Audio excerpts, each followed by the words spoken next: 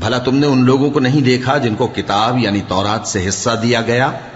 اور وہ اس کتاب اللہ یعنی قرآن کی طرف بلائے جاتے ہیں تاکہ یہ ان کے تنازعات کا ان میں فیصلہ کر دے؟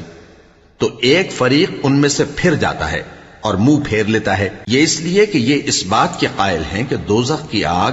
ہمیں چند روز کے سوا چھو ہی نہیں سکے گی، اور جو کچھ یہ دین کے بارے میں بہتان باندھتے رہے ہیں اس نے ان کو دھوکے میں ڈال رکھا ہے۔ تو اس وقت کیا حال ہوگا جب ہم ان کو جمع کریں گے، یعنی اس روز جس کے آنے میں کچھ بھی شک نہیں، اور ہر نفس اپنے اعمال کا پورا پورا بدلہ پائے گا اور ان پر ظلم نہیں کیا جائے گا۔ کہو کہ اے اللہ، اے بادشاہی کے مالک، تو جس کو چاہے بادشاہی بخشے اور جس سے چاہے بادشاہی چھین لے،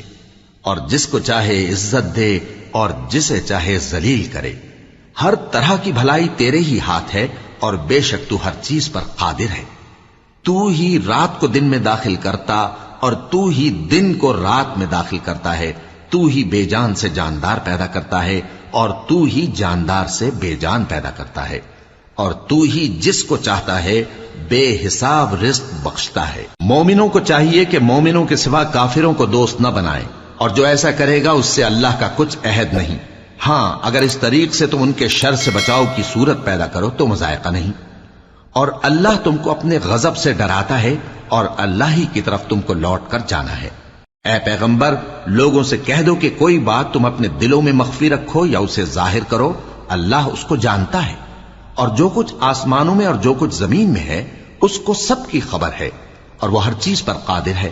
جس دن ہر شخص اپنی کی ہوئی نیکی کو موجود پا لے گا اور اپنی برائی کو بھی دیکھ لے گا تو آرزو کرے گا کہ اے کاش اس میں اور اس برائی میں دور کی مسافت ہو جاتی، اور اللہ تم کو اپنے غضب سے ڈراتا ہے اور اللہ اپنے بندوں پر نہایت مہربان ہے۔ اے پیغمبر،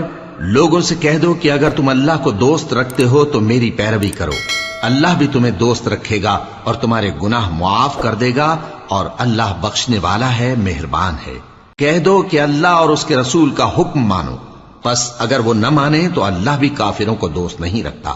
اللہ نے آدم اور نوح اور خاندان ابراہیم اور خاندان عمران کو تمام جہان کے لوگوں میں سے منتخب فرمایا تھا، ان میں سے بعض بعض کی اولاد تھے، اور اللہ سننے والا ہے، جاننے والا ہے۔ وہ وقت یاد کرنے کے لائق ہے جب عمران کی بیوی نے کہا کہ اے پروردگار، جو بچہ میرے پیٹ میں ہے میں اس کو تیری نذر کرتی ہوں، اسے دنیا کے کاموں سے آزاد رکھوں گی، تو اسے میری طرف سے قبول فرما، تو سننے والا ہے، جاننے والا ہے۔